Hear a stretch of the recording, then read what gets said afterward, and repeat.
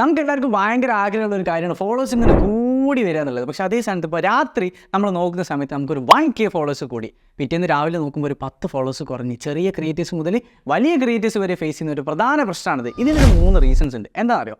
First ഒന്ന് ഇൻസ്റ്റാഗ്രാമിൽ തന്നെ ഒഴിവാക്കി തുടങ്ങുന്നുണ്ട്. ഏതൊക്കെ അക്കൗണ്ട്സ് പറയും? സ്പാം അക്കൗണ്ട്സും അതുപോലെ തന്നെ ഇനാക്റ്റീവ് ആയ അക്കൗണ്ടുകളും.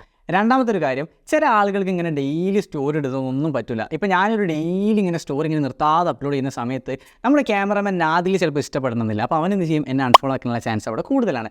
അതുപോലെ തന്നെ മൂന്നാമത്തെ എന്താ വെച്ച് കഴിഞ്ഞാൽ, പെട്ടെന്ന് ടോപ്പിക്കിൽ നിന്ന് നമ്മൾ മാറുമ്പോൾ അത് ചിലപ്പോൾ നമ്മുടെ യൂസേഴ്സിന് അത്ര അങ്ങോട്ട്, അതായത് നമ്മുടെ ഓഡിയൻസിന് വല്ലാണ്ട് ഇഷ്ടപ്പെടില്ല. ചിലപ്പോൾ ഏതെങ്കിലും ഒരു ഫോളോവർ എനിക്ക് കിട്ടിയത് എൻ്റെ ഏതെങ്കിലും ഒരു കോണ്ടന്റ് കണ്ട് ഇഷ്ടപ്പെട്ടിട്ടാവും. അതേ സ്ഥാനത്ത് ഞാൻ പെട്ടെന്ന് ആ ടോപ്പിക്കിൽ നിന്ന് മാറിക്കഴിഞ്ഞാൽ മേ ബി അതവർക്ക് ഇഷ്ടപ്പെടണമെന്നില്ല. അപ്പോൾ എന്ത് ചെയ്യും? നമുക്ക് സ്വാഭാവികമായിട്ടും ഫോളോവേഴ്സിൻ്റെ എണ്ണത്തിൽ ഇങ്ങനെ കുറഞ്ഞ് വരും. അതാണ് ഈ ഫോളോവേഴ്സ് കുറയാനുള്ള 3 കാരണം എന്ന് ഞാൻ നേരത്തെ പറഞ്ഞിട്ടുള്ളത്. ഇതുപോലുള്ള കൂടുതൽ ഇൻഫോർമേറ്റീവ് വീഡിയോസ് നിങ്ങൾക്ക് അറിയാൻ വേണ്ടിയിട്ട് just follow Kenvin digital academy.